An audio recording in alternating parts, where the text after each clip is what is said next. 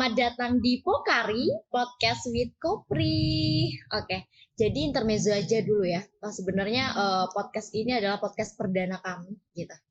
Jadi sebagai awalan kita akan membahas tentang Hari Kartini, tentang Kartini lebih tepatnya, karena kita sekarang ada di Hari Kartini gitu ya. Sebelum itu mungkin kita akan berkenalan dulu karena tak kenal maka tak sayang. Jadi kita akan kenalan dulu, mulai dari aku dulu kali ya. Kenalin, aku Siti Mahmuda, biasa dipanggil Muda. Aku dari Rayon Asram Bangsa, Fakultas Syariah dan Hukum, UIN Sunan Kalijaga, Yogyakarta gitu. Mungkin selanjutnya kita akan berkenalan dengan bintang-bintang tamu kita gitu.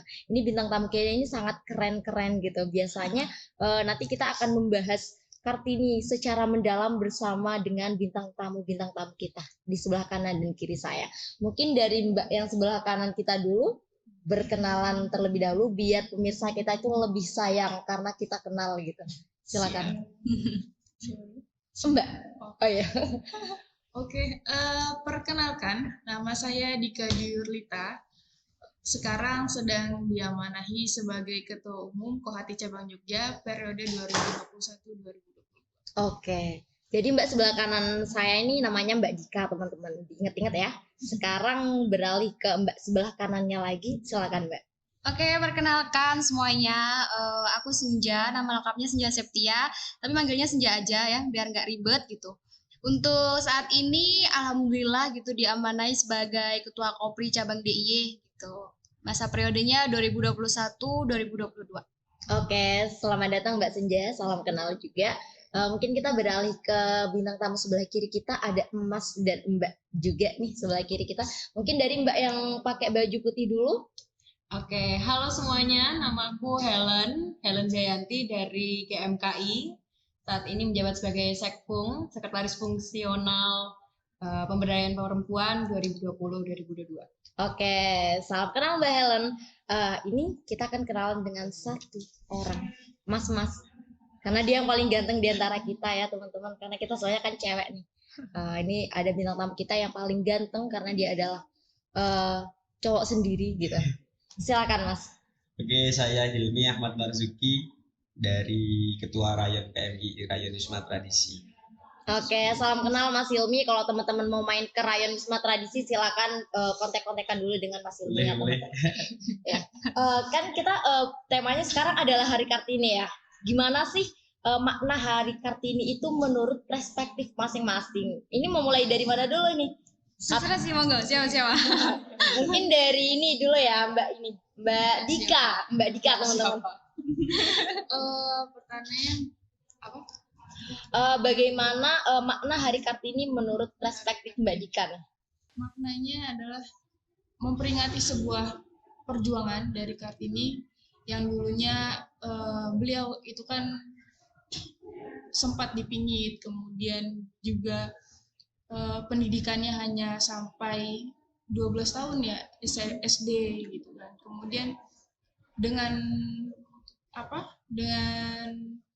support system dari bahkan sama suaminya, kemudian dia memberikan pendidikan kepada pemuda perempuan gitu kan di kompleks gubernur. Itu menjadi menjadi sebuah lecutan gitu bagi kita kaum muda sekarang. Mungkin perjuangannya berbeda, kemudian track yang kita lalui juga berbeda seperti itu. Tapi tetap menjadi lecutan semangat untuk kita tetap berproses, kemudian memberikan sumbangsih untuk masyarakat pada umumnya seperti itu. Oke. Bisa disimpulkan ya teman-teman. Jadi menurut Mbak Dika, makna Hari Kartini ini merupakan hari perjuangan yang lahir kembali gitu nggak sih Mbak Dika? Oke, itu kalau dari perspektif Mbak Dika nih teman-teman. Kalau dari Mbak Senja sendiri gimana nih? Oke, kalau dari aku pribadi ya, memaknai Hari Kartini itu ada 3 gitu ya. Jadi yang pertama itu mengenang gitu ya. Mengenang, kenapa sih kita harus mengenang gitu? Karena Kartini itu kan sudah menjadi pahlawan kemerdekaan gitu ya. Jadi ya kita mengenang perjuangannya, kisah-kisahnya, perannya pada masa itu memperjuangkan hak-hak perempuan kayak gitu ya. itu kita harus mengenang supaya harus ingat terus gitu. Kemudian nggak cukup dikenang aja nih, tapi kita juga harus merefleksikan gitu ya. Merefleksikan tuh artinya apa gitu. Artinya ya dari semangat Kartini ini kita harus nggak boleh berhenti di masa Kartini aja gitu. Tapi sebenarnya perempuan itu berjuang tuh sampai hari ini gitu loh. Jadi dari refleksi itu kita akan tahu nih hari ini apa sih yang harus diperjuangkan gitu ya sebagai wanita. Kalau dulu kan Kartini memperjuangkan pendidikan nih bagi kaum perempuan gitu. Kalau hari ini kan pendidikan ya alhamdulillah mungkin sudah banyak ya aksesnya gitu. Pemerintah juga sudah membuka akses yang seluas-luasnya untuk perempuan bisa mengemban pendidikan sampai tinggi gitu, bahkan S2, S3 gitu ya. Cuman hari ini kita harus refleksi lagi, apa sih sebenarnya perjuangan hari ini yang harus kita perjuangkan sebagai perempuan, kayak gitu. Kemudian yang ketiga adalah bersyukur atau mensyukuri. Kenapa? Karena kita nggak tahu ya, mungkin ketika dulu nggak ada Ibu kita Kartini, kita nggak tahu nih hari ini pendidikan perempuan tuh seperti apa gitu ya. Jadi sangat bersyukur sekali mempunyai sosok pahlawan seperti Ibu kita Kartini, yang mana dengan perjuangannya hari ini kita bisa menikmati hasilnya gitu ya. Semoga nggak hanya mengenang kemudian menikmati, tapi kita juga harus merefleksikan yang akhirnya memunculkan suatu gerakan-gerakan baru gitu. Oke, sangat rigid sekali ya penjelasan dari Mbak Senja ini. Maaf ya kalau terlalu panjang. Sangat kompleks sekali. Iya. Mengenang, merefleksikan, kemudian bersyukur ya Mbak ya. Bagaimana nih kalau tanggapan dari Mbak Helen sendiri? Lebih kompleks ya. Lebih kompleks lagi ya. Sebenarnya lebih oke, setuju gitu. Setuju. Itu aja ya. Kalau itu Oke, aja. selesai podcastnya. Ya setuju dengan 3 hal itu penting ya. Terus tapi menurut saya pribadi itu sebagai pengingat aja. Terus kalau misalnya setiap perempuan itu boleh berkembang lebih, nggak cuma perempuan juga sih, tapi setiap orang itu berhak untuk memperjuangkan atas dirinya sendiri, kualitas dirinya gitu. Jadi setiap orang bisa meningkatkan itu. Setuju. Aku juga setuju sih. Yang lainnya udah disebutkan tadi sama Mbak. Udah terlalu Udah cukup rigid sih. kamu dan Senja. Kayaknya ini podcast selesai aja. Oke, itu 3 perspektif dari 3 perempuan gitu. Gimana nih? Biasanya agak beda ya kalau pandangan seorang laki-laki gitu. Ayo kita dengerin dulu dari Mas Hilmi. Gimana kiranya Mas Hilmi?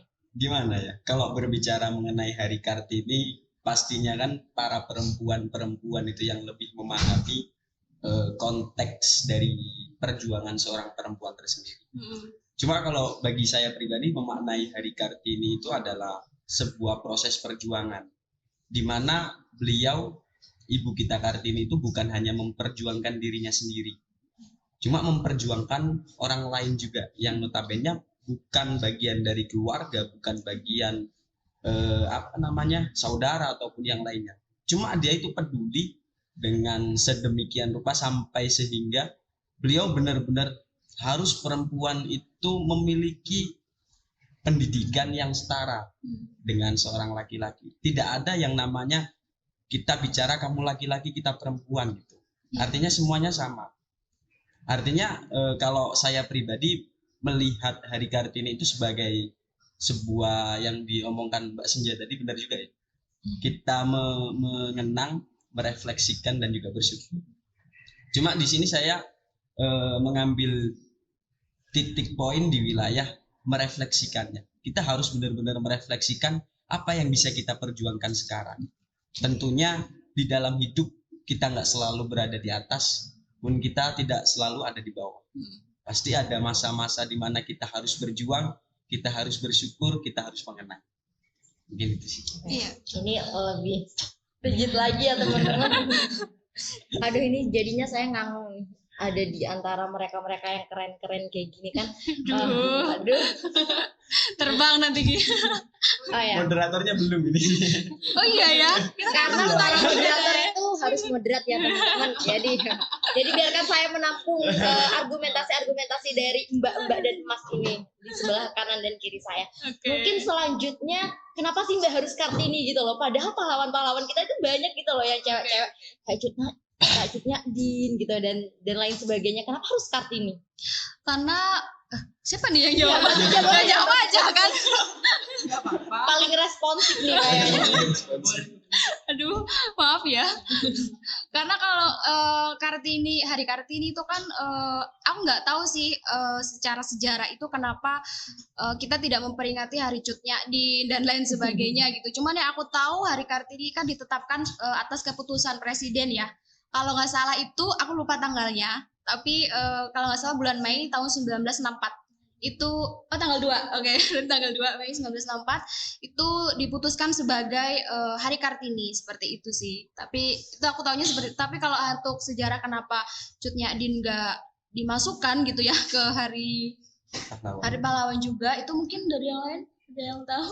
Mungkin ini Mbak dan Mas ini mungkin ada yang bisa jawab pertanyaan kenapa sih harus Hari Kartini nggak ada Hari Cut Nyadin? Susah ini pertanyaannya.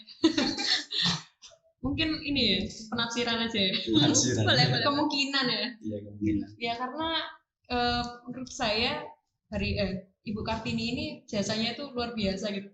Karena dia mendobrak gitu kan hal yang dan itu menjadi langkah awal gitu untuk karena di tradisi Indonesia sendiri patriarki itu sangat kuat ya, kental. Apalagi ditambah dengan agama gitu. Iya. Nah, jadi Ibu Kartini ini ya perannya jasanya besar banget gitu. Dan itu baik banget untuk kita ingat. Menurut saya sih itu ya. Kalau nggak salah dulu kan R.A. Kartini itu dari keluarga ningrat gitu loh, sehingga dia tuh kalau gambaran keluarga ningrat kan kayak yang patuh sama ayahnya gitu. Cuman R.A. Kartini tuh mampu dan berani gitu untuk melangkahi itu semua demi memperjuangkan hak-hak perempuan di pendidikan gitu. Mungkin itu ya yang membuat kayak bedanya gitu R.A. Kartini dengan perempuan lain atau pahlawan-pahlawan perempuan lain waktu itu gitu, sehingga yang di highlight adalah R.A. Kartini. Seperti itu sih mungkin. Kurang baca sejarah ya. Aku juga kayak aduh, berdasarkan mungkin tapi seenggaknya kita tahu lah track recordnya R.A. Kartini terdahulu seperti apa gitu Jadi sih. sebenarnya ini kan kita punya Hari Nasional Perempuan, Hari Kartini gitu. Sebenarnya anak cowok sendiri tuh, anak laki-laki sendiri tuh merasa terdiskriminasi nggak sih sebenarnya? Nggak ada Hari Soekarno, nggak ada Hari Soeharto dan lain sebagainya. Di satu sisi memang iya. Tapi di satu sisi yang lain sebagai seorang laki-laki yang sendirian di sini, saya juga perlu mengapresiasi terhadap adanya Hari Perempuan, Hari Kartini, karena ya itu sangat benar mendobrak kultur budaya kita yang mungkin kurang baik di Indonesia, yang artinya kita menempatkan strata gender di situ, entah posisi laki-laki ataupun perempuan, sehingga kan kalau dalam agama sendiri yang paling dinilai dari seorang manusia itu kan bukan laki-laki ataupun dia perempuan. Cuma bentuk ketaatan dia, bentuk ketakwaan dia terhadap agama ataupun terhadap seseorang. Artinya di situ kita sangat salah membudayakan sesuatu. Kita menempatkan laki-laki dulu baru perempuan, dan kita tidak menyetarakan dan tidak memberikan sesuatu yang sama kepada laki-laki ataupun perempuan. Seharusnya kan memiliki hak dan juga kewajiban yang sama. Iya. Sebagai seorang manusia warga negara Indonesia. Gitu. Oke teman-teman, berbicara tentang Hari Kartini ini kita kayaknya 11-12 sama ngomongin kesetaraan gender kan. Karena Ibu kita Kartini ini sebenarnya dia itu salah satu pegiat gender, iya nggak sih? Karena dulu di zaman dulu dari penjelasan Mbak Seja dan juga Mas Hilmi dan juga Mbak Helen dan juga Mbak Dika, bahwasanya pendidikan di masa lampau itu tuh hanya terkhusus bagi anak yang laki-laki. Namun Ibu kita Kartini ini berjuang secara mati-matian untuk menyetarakan, oh ternyata wanita ini juga butuh pendidikan loh, kayak gitu. Jadi sekarang pertanyaannya adalah apakah kesetaraan gender itu sama dengan emansipasi wanita gitu? Dari mana dulu nih yang mau jawab? Mungkin dari Mas Ilmi dulu. Aku nggak mau terlalu responsif deh. Aku mau jadi kalem aja deh. Jadi kalau antara kesetaraan gender dan emansipasi wanita. Kalau kesetaraan gender itu kan konstruk yang dibangun oleh masyarakat. Kemudian untuk emansipasi ini kan hak dalam berkehidupan gitu kan, dalam aspek berkehidupan. Sejauh yang saya tangkap antara keduanya ini menurut saya sama. Apalagi kalau kita lihat dari sejarah Kartini sendiri, ketika itu sebenarnya banyak aspek yang harus diperjuangkan gitu kan. Misalkan poligami, kemudian pendidikannya, sampai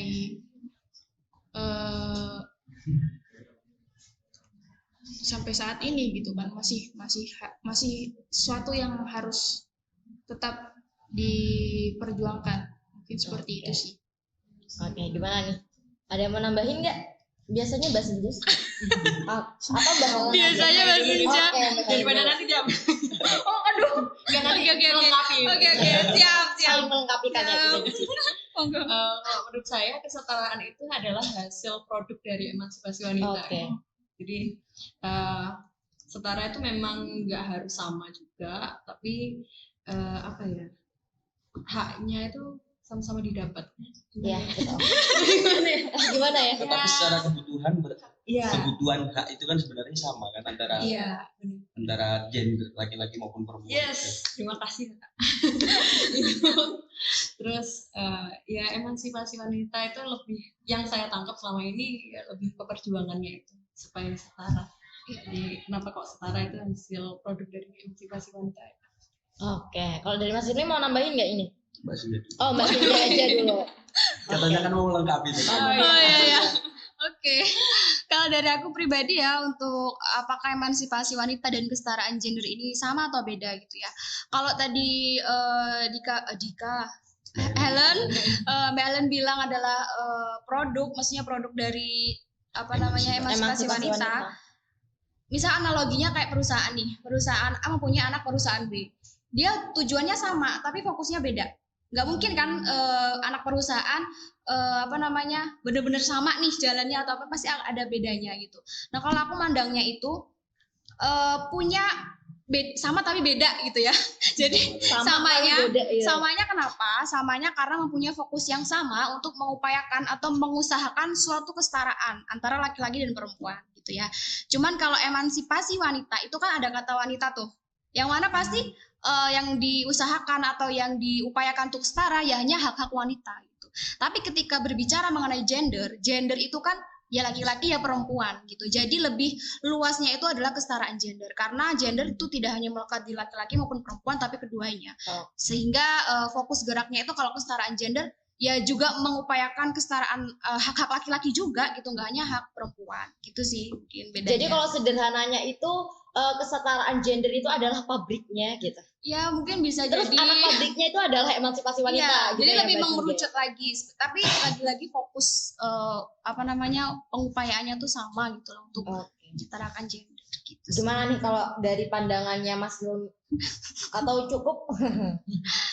Dikit aja ya, dikit Oke. menambahkan mengenai emansipasi wanita dan juga kesetaraan gender. Kalau bagi saya semua pendapat itu kan nggak salah ya, Iya. berdasarkan pikiran kita, Perspektif perspektif masing-masing. Cuma kalau bagi saya itu ya bisa sama bisa beda. Tentunya kalau bagi saya saling ada keterkaitan antara emansipasi wanita dan juga kesetaraan gender. Karena apa? Satu, benar yang dikatakan Mbak Senja tadi, secara kesetaraan gender itu titik tumpu yang diperjuangkan itu kan bukan hanya kepada gender yang sifatnya wanita ataupun laki-laki. Akan tetapi semuanya ataupun keduanya itu mencoba dikomparasikan secara sama, disetarakan, sehingga bagaimana antara laki-laki dan perempuan itu memiliki hak dan kewajiban yang sama. Tapi kalau di wilayah emansipasi wanita, di situ kan memperjuangkan benar-benar memperjuangkan di mana posisi wanita ataupun hak-hak wanita yang kurang diperjuangkan ataupun kurang dimiliki atau bahkan nggak didapatkan sama sekali, itu bagaimana mereka mendapatkan hal itu. Jadi di wilayah perjuangan terkhusus untuk teman-teman yang memiliki gender wanita. Jadi pembahasannya udah lebih ke gender ya. Mungkin kita balik lagi ke Hari Kartini. Hari Kartini. Biar nggak keluar dari tema, kita kembali lagi ke Hari Kartini. Sebagai pegiat gender nih, Ibu kita Kartini, masih relevan nggak sih semangat Ibu kita Kartini di masa modern? Karena seperti yang dikatakan Mbak Senja ya, pendidikan di masa sekarang itu udah bagus loh. Emang masih nih semangat Ibu kita Kartini di masa modern kayak gini gitu. Terus sosok siapa sih yang 11-12 dari Ibu kita Kartini nih? Mungkin Mbak Senja atau Ada nggak ya? Mbak Dika, atau mungkin Mas Silmi sendiri gitu kan. Karena kita bicara kesetaraan gender kan, emang salah ya kalau Mas Silmi jadi sosok tokohnya ya nggak sih Mbak? Ya bisa Iya, saja. gimana? Kalau bagi saya sosok Kartini dalam hidup saya itu ibu saya pribadi, ibu saya sendiri. Masya Allah. Subhanallah. Karena apa? Karena yang saya lihat satu-satunya bentuk refleksian dari adanya Hari Kartini itu kan bentuk perjuangan dari seorang wanita. Iya. Yang mungkin itu konteksnya beda. Pada masa itu mungkin yang paling dibutuhkan ataupun yang benar-benar kita perjuangkan adalah di dalam wilayah pendidikan. Cuma dalam waktu sekarang saya melihat ibu saya itu benar-benar memperjuangkan bagaimana seorang wanita itu juga memiliki peran. Bukan hanya kebanyakan orang-orang desa kan hanya menjadi ibu rumah tangga, cuma seperti ini, tetapi nggak memiliki peran lebih daripada seorang laki-laki. Entah itu di wilayah pendidikan jadi guru ataupun di wilayah sosial memiliki peran ngisi apa. Tapi hal itu mencoba untuk diperjuangkan oleh ibu saya, dan itu menjadi sebuah gerakan-gerakan. Bahkan salah satu sekolah di daerah saya itu gurunya cuma perempuan, nggak ada guru laki-laki. Wow. Terus ada juga beberapa kegiatan yang itu memang untuk menumbuhkan dan juga menggiatkan perempuan itu lebih aktif dan giat lagi. Oke, itu ya dari Mas Silmi. Ibu dia gitu, ibu Mas Silmi, ibu kita nggak sih teman-teman? Kan ibu kita bersama maksudnya. Aduh. Ada yang salah paham nih. Maksudnya nggak gitu teman-teman. Jadi maksudnya Mas Silmi kan adalah ibu kita, Ibu Kartini itu di masa sekarang adalah sosok ibu Mas Silmi gitu. Itu menurut Mas Silmi. Kalau menurut kita kan beda, ibu kita masing-masing gitu loh. Iya, Ini sekaligus klarifikasi, takut ada yang salah paham gitu teman-teman. Mungkin dari Mbak Dika sendiri dulu. Oke. Untuk dari saya sendiri menokohkan seseorang mungkin belum kepikiran ya siapanya. Cuman kalau untuk patron memperjuang untuk sebagai contoh gitu ya. Semua sekarang semua bisa sebagai contoh sih menurut saya. Karena dengan sudah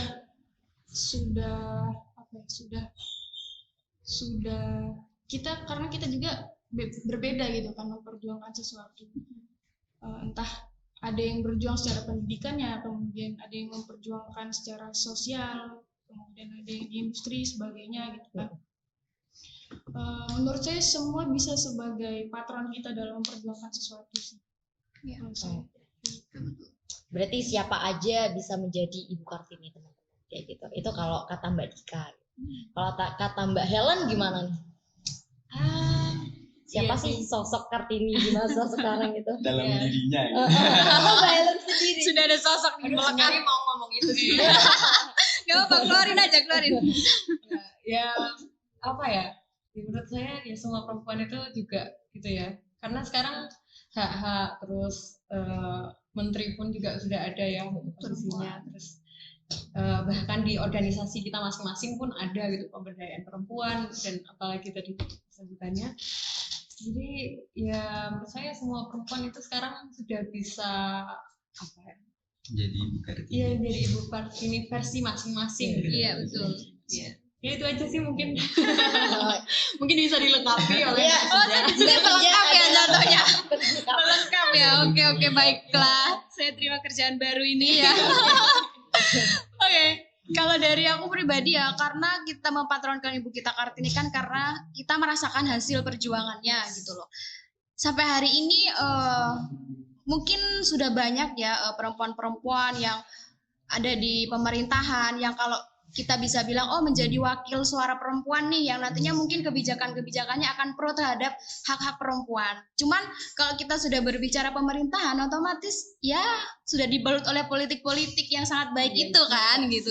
Jadi kalau hari ini yang saya benar-benar merasakan hasil perjuangan perempuan gitu ya terhadap diri saya ya ibu saya gitu. Kenapa? Karena yang paling saya ingat begini.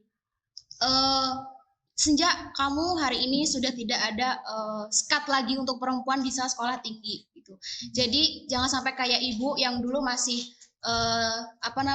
konstruknya masih dianggap tabu gitu ya kalau perempuan berpendidikan tinggi. Saat ini negara sudah mendukung perempuan untuk berpendidikan tinggi gitu ya. Jadi ayo kamu harus sekolah tinggi gitu. Jadi itu salah satu kenapa ibu saya itu tidak mau gitu saya kalau cepat-cepat nikah atau apa gitu ya. Maunya harus berpendidikan tinggi dulu gitu. Meskipun nikah juga tidak menjadi halangan ya untuk tetap berpendidikan tinggi gitu sih. Cuman itu. Jadi ibu saya yang sebagai sosok Kartini. Oke, karena kita udah ngedengar nih sosok ibu kita Kartini di masa modern ini versi mereka masing-masing. Iya. Sebenarnya pertanyaan selanjutnya adalah apa sih sebenarnya yang diperjuangkan oleh Kartini masa kini itu sekarang? Pejuang nih kita. Pejuang. Ini yang tim diskriminasi nggak apa-apa merasa minder atau kayak gimana nggak apa-apa. Oke. Siapa ya? Aku dulu. Boleh, siapa aja sih? Boleh. Oke. Kalau misalkan apa yang diperjuangkan Kartini masa kini gitu ya. Kita kemarin baru saja mendengar kabar baik gitu ya dari DPR bahwasanya sudah mengesahkan undang-undang TPKS gitu ya. Itu juga perlu kita apresiasi gitu ya untuk suatu bentuk perjuangan yang akhirnya hari ini kita sudah punya pelindung hukum gitu ya di negara kita tercinta ini gitu. Kemudian apalagi harus diperjuangkan gitu ya. Kita harus perlu ketahui ini gitu. Kadang peraturan itu sudah ada gitu ya. Aturan itu sudah terpatron bahwa oh ini aturannya gitu. Cuman tidak menjamin ketika ada aturan tersebut itu bakal berjalan sesuai aturan tersebut gitu ya. Jadi hari ini tugas kita sebagai perempuan adalah atau Kartini hari ini adalah ya kita harus bisa memastikan bahwa aturan-aturan tersebut yang sudah disahkan kemarin itu harus berjalan sesuai dengan aturannya gitu. Jadi jangan sampai ada lagi sudah ada undang-undangnya tapi secara konteks, secara pengaplikasian tidak sesuai nih. Gitu. Jadi kita harus kawal terus gitu. Oke. Itu sih mungkin. Kita dapat kabar bahagia bahwasanya pemerintah ini menghadiahkan kita katanya tuh. Iya. Kalau aku lihat di berita-berita UU TPKS ini adalah hadiah bagi perempuan. Jadi kalau dari kaum lelaki sebenarnya merasa terdiskriminasi nggak sih kami dapat hadiah gitu. Terus kaum kalian nggak dapet gitu. Kaum Gimana nih? Kalau aku jadi anak laki-laki tuh cemburu ya? Tetap cemburu sih. Kalau pribadi saya kan karena saya orangnya berpikiran apa ya, bukan subjektif apa objektif ya. Objektif. Artinya tergantung di sisi kebutuhan, di sisi keadaan, di sisi situasi. Artinya tidak menutup apapun dan dimanapun selagi itu dirasa dibutuhkan dan diperlukan. Untuk apa kita menolak ataupun kayak iri gitu terhadap hadiah yang diberikan kepada para perempuan. Iya. Karena saya pribadi juga merasakan hal yang sama, merasakan masih ada beberapa perempuan yang perlu untuk diperjuangkan. Iya. Diperjuangkan dalam artian itu mereka masih mendapatkan perlakuan yang tidak seharusnya mereka dapatkan. Artinya dari situ perjuangan seorang perempuan itu nggak boleh berhenti hanya pada adanya UU TPKS. Betul. Artinya masih ada perjuangan perempuan yang lain yang mungkin itu belum bisa nampak di mata kita ataupun belum mampu diceritakan oleh yang terkena gitu, terkena dampak ataupun seperti apa gitu. Kalau dari Mbak Helen sendiri apa nih yang diperjuangkan Kartini masa kini? Iya, pengalaman saya selama ikut beberapa organisasi juga, perempuan itu masih cenderung apa ya, kayak secara nggak langsung meskipun kita sudah punya posisi nih, tapi kita jarang berani mensuarakan pendapat kita. Padahal sebenarnya kita dalam hati itu ada gitu. Tapi nggak tahu ya, dari diri saya sendiri juga saya mengalami bahwa berpendapat itu masih suatu hal yang susah gitu. Dan mungkin juga kayak karena masih minoritas gitu loh perempuan di dalam suatu organisasi. Tapi nggak tahu sih, tergantung organisasi apa dulu ya. Tapi sebenarnya kalau di kebijakan publik nih ya, sebenarnya kalau kebijakan publik Oke. kita mau ngeluarin undang-undang, sebenarnya suara perempuan itu kan minimal 30% ya. Iya. Mungkin kalau di sini teman-teman ada yang melihat undang-undangnya, sebenarnya di undang-undang sendiri pun tuh udah diatur sebenarnya minimal dari suara perempuan itu yang ada di bangku legislatif itu harus 30% gitu. Itu minimalnya. Dalam artian pemerintah itu sebenarnya sudah memberikan regulasi atau ruang bagi perempuan itu sebenarnya untuk ikut andil dalam pengambilan keputusan kayak gitu. Kalau dari Mbak Dika sendiri gimana nih? Oke, apa yang diperjuangkan Kartini masa kini gitu ya? Iya. Sebenarnya kalau menurut saya masih banyak part-part yang belum terselesaikan seperti itu. Misalkan kalau di dunia industri itu masih ada cuti haid, kemudian cuti hamil dan lain sebagainya itu masih belum terpenuhi, misalkan seperti itu. Kemudian kalau kita tarik lagi ke kasus, bisa dibilang kasus lah ya. Ibu kota negara baru, kalau kita tarik secara ekologi gitu, ekosistem, kemudian ekofeminis, itu kan keterkaitan perempuan dan lingkungan, itu juga masih kayak ini masih masalah urgent gitu loh, masih masalah urgent karena ya betul masih banyak part-part yang belum tertuntaskan seperti itu, masih banyak part-part yang harus kita perjuangkan. Karena barusan Mbak Dika nyinggung tentang IKN, kayaknya kita di podcast selanjutnya kita akan berbicara tentang IKN ya teman-teman. Soalnya ini selanjutnya bahas IKN ya. kayak bagus banget sebenarnya hal ini. Sebenarnya aku pengen menanggapi secara rinci gitu loh, Cuman tapi karena kita bahas cuma Kartini, waktunya juga terbatas ya teman-teman. Tapi sebenarnya kalau dikatakan apa kata Mbak Dika tadi yang awal? Part yang belum selesai. Banyak part-part yang harus kita perjuangkan. Oke, banyak part yang masih belum diselesaikan kayak gitu ya Mbak. Jadi Atau belum terungkap kali ya. oh, iya. Iya, betul. Tapi sebenarnya kalau kita bicara tentang cuti haid itu kan sekarang itu ada di Undang-Undang Omnibus Law ya. Iya, Di- sudah ada. Ada di Omnibus Law, tapi sebenarnya Omnibus Law sendiri kan sekarang inkonstitusional nih. Maksudnya inkonstitusional bersyarat selama 2 tahun. Jadi ketika 2 tahun ini dia dinyatakan nggak konstitusional nih, kan sekarang masih dalam perbaikan dan pengujian nih. Kalau selama 2 tahun dia itu nggak bagus, ternyata cidro gitu loh. Ternyata ini undang-undangnya cidro, otomatis itu nggak akan diberlakukan. Kalau dulu kan tetap ada kan Mbak cuti haid gitu. Iya, untuk akses ke sananya kan masih kawan-kawan perempuan ini masih sulit. Oh berarti implementasinya sebenarnya regulasinya sudah ada, namun Cuma untuk mengaksesnya. implementasinya itu masih kurang gitu ya Mbak ya. Gini moderator kan. Tuh Wilmi tuh kayaknya agak bingung kenapa kok haid harus cuti gitu, mungkin bertanya-tanya gitu ya. Soalnya aku tadi Iya kan nih, ekspresinya gimana? kayak kenapa sih harus cuti gitu. Bukannya kalau haid itu justru malah enak ya nggak puasa dan lain sebagainya gitu ya. Jadi gini tuh Wilmi, kalau perempuan haid itu kadang ada yang merasa perutnya sakit gitu, Iya. badannya sakit dan lain sebagainya. Jadi nanti kalau misalkan Tom Hilmi punya ayang gitu ya, supaya bisa paham gitu loh. Jadi kalau perempuannya bilang nggak mau diajak keluar karena haid, ya itu sakit memang gitu sih. Cuman kalau tadi Muda bilang kayaknya hari ini perempuan tuh belum sepenuhnya itu memperjuangkan untuk hak cuti haid gitu ya. Karena memang nggak semua perempuan tuh sakit gitu loh perutnya ketika haid gitu. Mungkin nih husnuzonnya perempuan-perempuan yang menganggap bahwa cuti haid ini tidak perlu diperjuangkan, ya mungkin mereka tidak mengalami sakit ketika haid seperti itu. Tapi kalau yang mengalami sakit ketika haid, itu benar-benar gregetan sih kalau tidak ada kebijakan yang memberikan hak cuti haid seperti itu tuh Hilmi.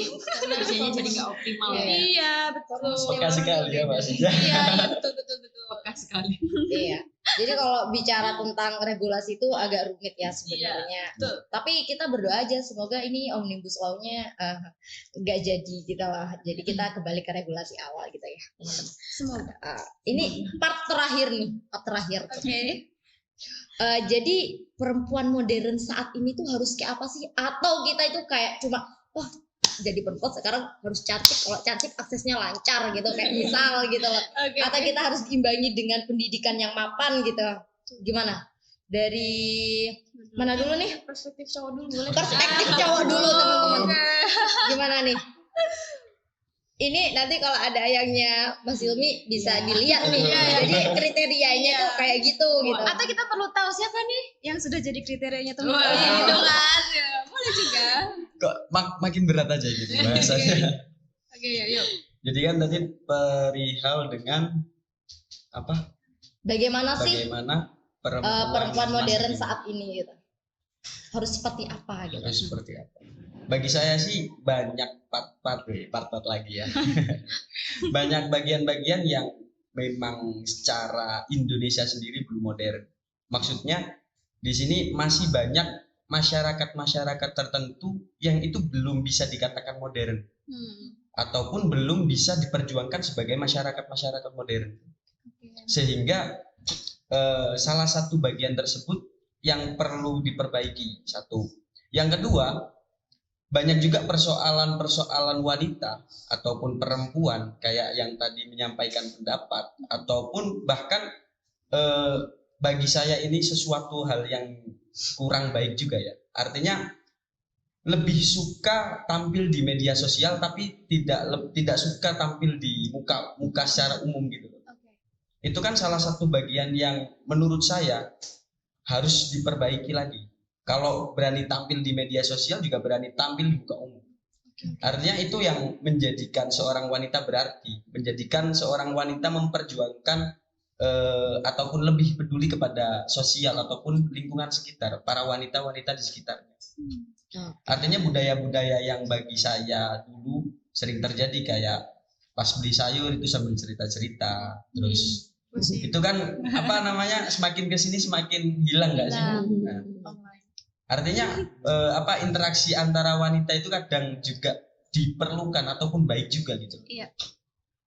Yang bagi saya mungkin ada suatu budaya yang bisa dikatakan perlu diperbaiki, suatu budaya yang mungkin perlu untuk ditumbuhkan bagi seorang wanita sendiri, bagi seorang perempuan.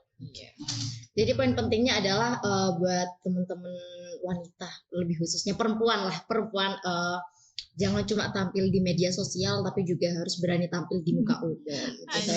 Kalau kriterianya Mas Hilmi kayaknya cewek-cewek aktivis nggak sih teman-teman? Betul. Kayak suka turun ke jalan orasi-orasi gitu ya teman-teman. Ngeri sih. Mungkin kalau dari Mbak Helen sendiri gimana? Jadi kita dengerin sambil oke. Ya, kalau dari saya sendiri mungkin sederhananya jadi diri sendiri. Jadi ketika kita bisa jadi diri sendiri, kita akan bebas untuk melakukan apa yang ingin kita lakukan, apa yang ingin kita tingkatkan dari diri kita. Terus apalagi ya banyak hal sih kalau misalnya dari diri sendiri itu. Jadi kecantikan itu kan juga bukan dari ini ya, tapi bukan dari kedokteran kecantikannya gitu. Betul. Tapi memang dari diri sendiri. Inner beauty. Iya. Kayak percuma nggak sih? Mukanya cantik tapi otaknya nggak main ya Mbak. Bukan saya ya. Ngomong ya gitu. Ayo, Boleh nanti kita tulis di description box ya IG-nya, boleh diserang langsung boleh. Silahkan komen di bawah. Iya. Oke, jadi sebagai seorang moderator saya harus moderat. Kita kembali ke awal teman-teman. Silakan Mbak Senja mungkin.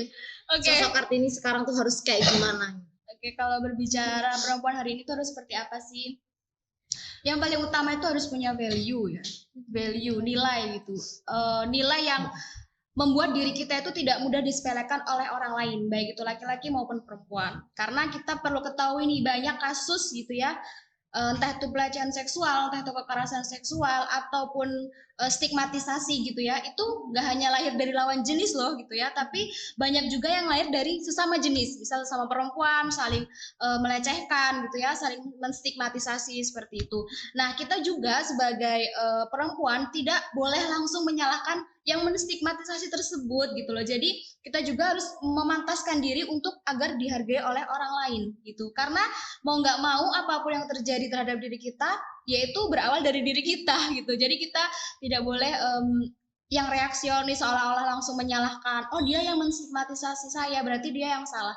Lihat dulu ke diri kita sudah pantas belum sih untuk dihargai seseorang gitu, ya kan? Jadi harus punya value apapun itu, entah lahir dari dia bisa ngomong di depan umum, entah itu value dari dia bisa memimpin suatu tim dan lain sebagainya, itu terserah. Yang penting dia punya value untuk ternyata perempuan itu layak untuk kita hargai karena dia punya value ini. Gitu sih. Jadi kita harus punya value ya teman-teman, punya nilai gitu. Iya. Kalau dari Mbak Dika sendiri gimana nih? Kalau dari saya sedikit menanggapi juga dari abang di depan saya. Oh iya, aduh, bang tampan. Ya, karena kita ini sekarang kan termasuk dalam generasi post milenial ya, yang serba digital, kemudian serba visual gitu kan. Okay. Mungkin perjuangannya juga kita udah beda gitu kan. Bisa melalui media, cuman nilai yang kita sampaikan itu dia berbobot atau tidak, memiliki nilai atau tidak. Kan ada banyak ya, kayak ada yang ngepost asal-asalan doang. Iya, betul. Tapi kan ada juga yang mengimbangi gitu. Misalkan kayak akun-akun feminis itu kan ada yang kayak ada nilainya lah, pendidikan dalam situ. Nah, di sini juga dirasa penting gitu, perempuan di dalam organisasi, kemudian perempuan mengenyam pendidikan sampai tinggi, itu menurutku sangat penting. Nah, ini juga kenapa menurut saya Hari Kartini ini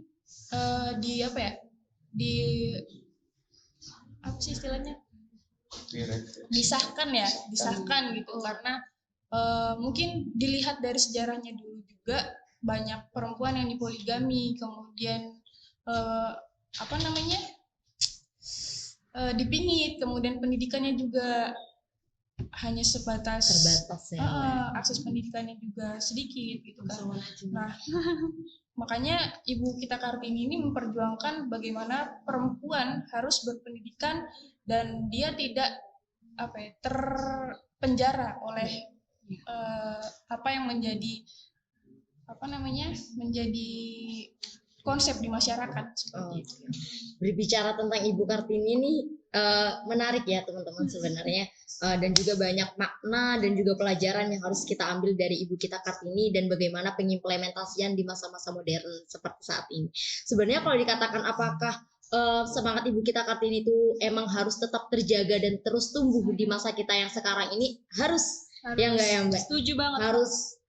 Maksudnya biarkan semangat Ibu kita Kartini itu tetap tumbuh, khususnya di dalam diri perempuan sendiri, khususnya juga terlebih di jiwa-jiwa laki-laki juga, sehingga kesetaraan gender ini akan kita capai bersama kayak gitu ya.